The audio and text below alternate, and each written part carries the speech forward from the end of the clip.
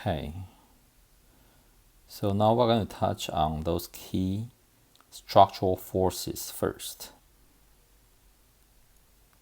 And I will try to do translation at the same time, hoping those who read Chinese can understand our common responsibility. Okay. Slowing global population growth and a rising median age will help some developing economies, but rapidly aging and contracting population will weigh on many developed economies. Decade of progress in education, health, and poverty reduction will be difficult to build on or even sustain. Pressure for migration is likely to increase. And that's regarding demographic and human development, the part one of the structural forces. Now let's go to the part two, that's environment, the earth we live in.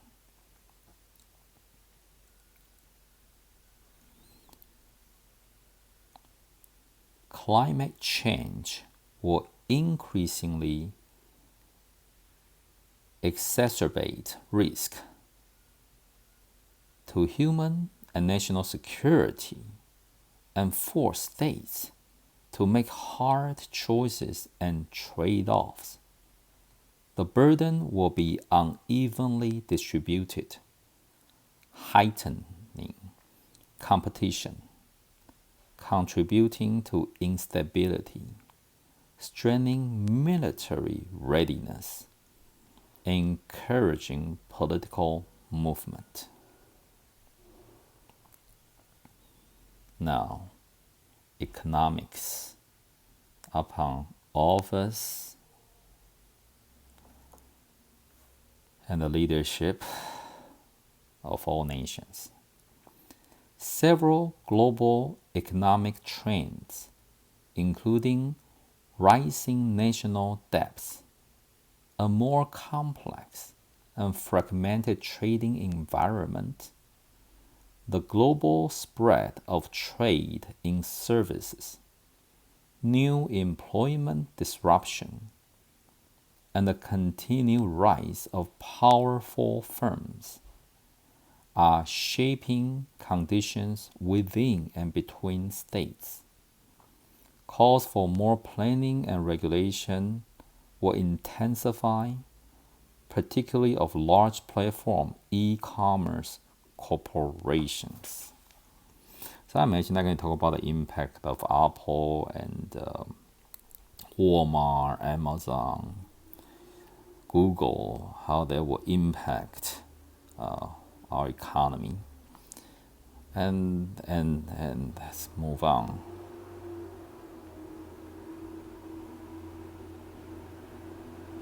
Technology. I will not be able to move down, but we will speak as much as we can. The pace and reach of technological development will increase, transforming human experience and capability while creating new tensions and disruptions for all actors. Global competition for the core elements of technology supremacy will increase. Spin-off technologies and application will enable rapid adoptions. Okay? Rapid adoption. Now, let's move on to the more uncertain prediction, but somehow reliable, that's emerging dynamic in societal, state, and international level.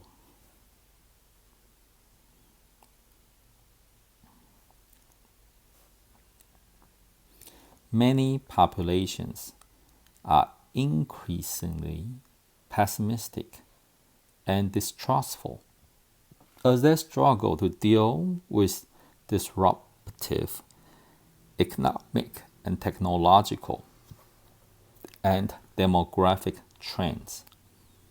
Newly prominent identities, resurgent established allegiances, and a siloed information environment are exposing fault lines within communities and states, undermining civic nationalism and increasing volatility. Populations are more informed and have greater ability to express their demand. So this one, let's just look at the Chinese a little bit. More distrust, more pessimistic, new identity, new loyalty, lonely information environment. Anyway, we'll go into the detail of this. Now let's enter into the state level of this dynamic.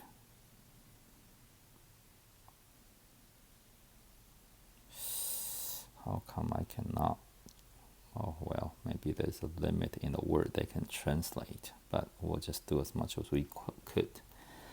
Government will face mounting pressure from the combination of economic constraints, demographic, environmental, and other challenges, and more empowered populations. A growing gap between public demands and what government can deliver will raise tensions, increase political volatility, and threaten democracy. The mismatch may also spur new or shifting sources and models of governance.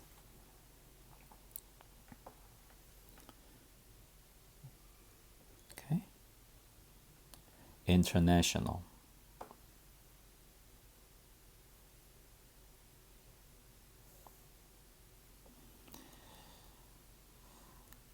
Power in the international system will evolve to include a broader set of sources, but no single state is likely to be positioned to dominate across all regions or domains. The United States and China will have the greatest influence on global dynamics, forcing starker choices on other actors, increasing jockeying over global norms, rules, and institutions, and heightening the risk of interstate conflict. So those are three levels of dynamic.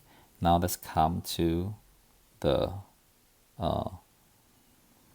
possible 5 scenarios a year 2040. And the first one, that's 2040, our life.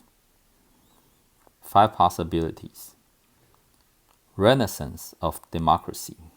Well, let's translate that.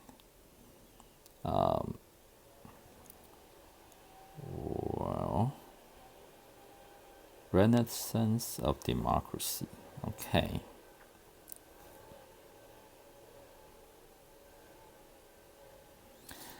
The world is in the midst of resurgence of open democracy led by the United States and its allies.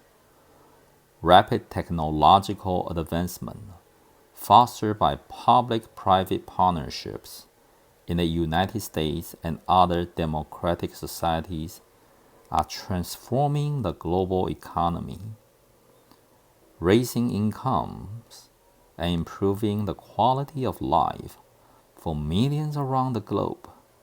In contrast, years of increasing societal control and monitoring in China and Russia have stifled innovation. I got to translate stifle innovation. All right. That's the first scenario, renaissance of democracy. And that's only one possibility. A world adrift, second possibility.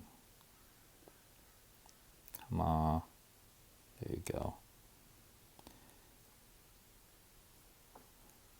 The international system is directionless, chaotic, and volatile as international rules and institutions are largely ignored. OECD countries are plagued by slower economic growth, widening societal division, and political paralysis. China is taking advantage of the West's trouble to expand its international influence. Many global challenges are unaddressed. Third possibility, competitive coexistence.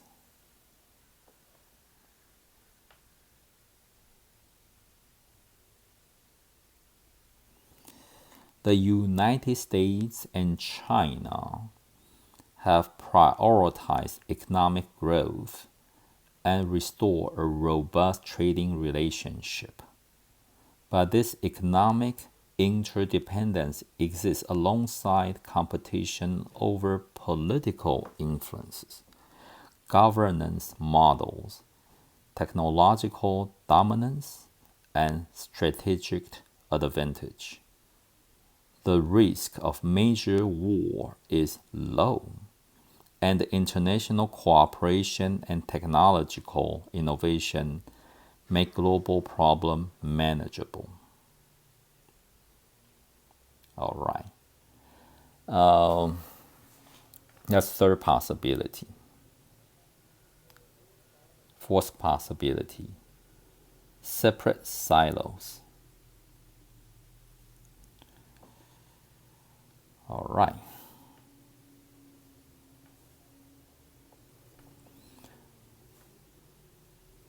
The world is fragmented into several economic and security blocks of varying size and strength. Centered on the United States, China, the EU, Russia, and a few regional powers, and focus on self sufficiency, resiliency, and defense.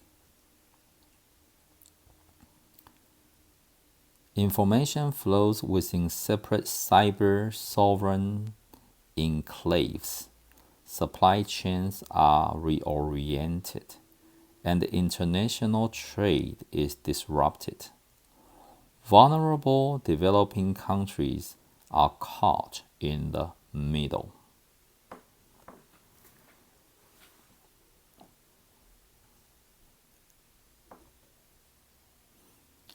Finally, the last one, fifth possibility,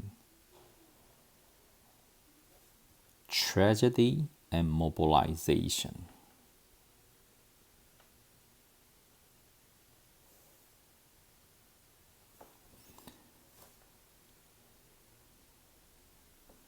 A global coalition led by the EU and China, working with NGOs and revitalize multilateral institutions, is implementing far-reaching changes designed to address climate change, resource depletion, and poverty following a global food catastrophe caused by climate event and environmental degradation. Richer countries shift to help poorer ones manage the crisis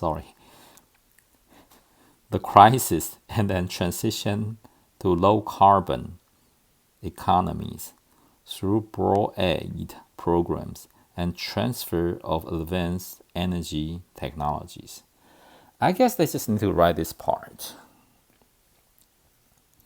So that concludes the summary of this entire, or the overview of the global trend.